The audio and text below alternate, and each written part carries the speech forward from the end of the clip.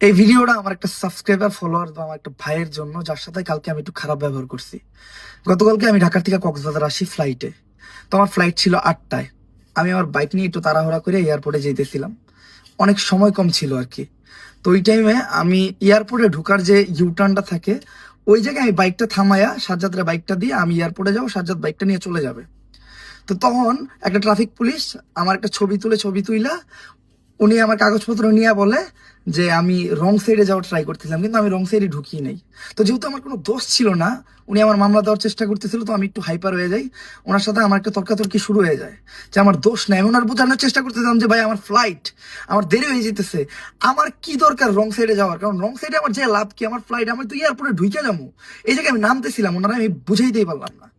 তো ওই টাইমে আমার একটা সাবস্ক্রাইবার বা ফলোয়ার্স আমার দেখে, যে জায়গায় পুলিশের লগে আমার কথাবার্তা হইতেছিল ওই জায়গায় উনি ক্যামেরাটা অন করে সে ছবি তুলতে। তো আমার এমনিতে একটু মেজাজ গরম ছিল। তারপরে আমার দোষ নাই, আমার উপরে দোষ চাপাই দেওয়া হইতেছে। দেন আমার ফ্লাইটের জন্য আমি লেট হয়ে যেতেছি। তো সবকিছু মিলায়া ওই টাইমে পুলিশের সামনেও ক্যামেরা অন করে পুলিশও রাগারাগি করতেছিল এই জন্য আমার সাথে।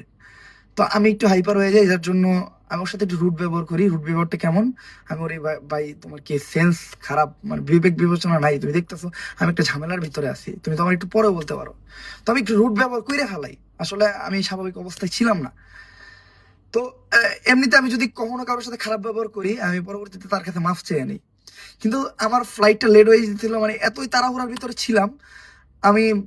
তাড়াহুড়া কইরা মানে এয়ারপোর্টের ওই পুলিশের সাথে এট লাস্ট আমার পুলিশ মামলাটা দেয় নাই।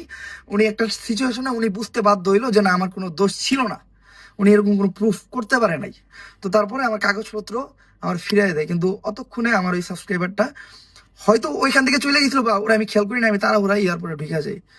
বাট আমি রিয়েলাইজ করি যে আমি কাজটা ঠিক করি না। আমি সবসময় এরকম বিহেভিয়ার যদি আমি কখনো কারোর সাথে করি, এরকম ব্যবহার, আমি তার কাছে মাপ চেয়ে নিই। কিন্তু আমার মাপ চাওয়ার সিচুয়েশনটা হয় নাই।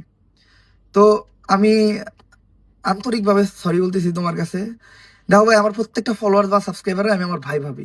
কিন্তু আসলে কিছু সময় এরকম সিচুয়েশন থাকে না, যেমন আমরা মসজিদে যাই, মসজিদে যাইয়া যদি মসজিদের ভিতর কেউ ফটো তুলতে চায়, বা আমি একজনের বাসায় গেছি যে জায়গায় কেউ মারা গেছে, এরকম সিচুয়েশন হয়ে ওঠে না, তখন নিজের মন মানসিকতা ভালো থাকে না। তারপরও আমার খারাপ ব্যবহারটা করা উচিত হয় না, এর জন্য আমি আন্তরিকভাবে দুঃখিত। যদি তুমি এই ভিডিওটা দেখে থাকো তো আমার মাফ করে দিও, আমার এই ব্যবহারটা করা একদমই ঠিক হয় নাই। আসলে আমি স্বাভাবিক অবস্থাতেই ছিলাম না, তো আমার তুমি মাফ করে দিও। অ্যান্ড আমি কি বলবো, আসলে আমার কিছু বলার নাই। তুমি যদি ভিডিওটা দেখো, আহ, তুমি ভিডিওতে জানাইও, আমি তোমার চেহারা দেখলে অবশ্যই চিনবো।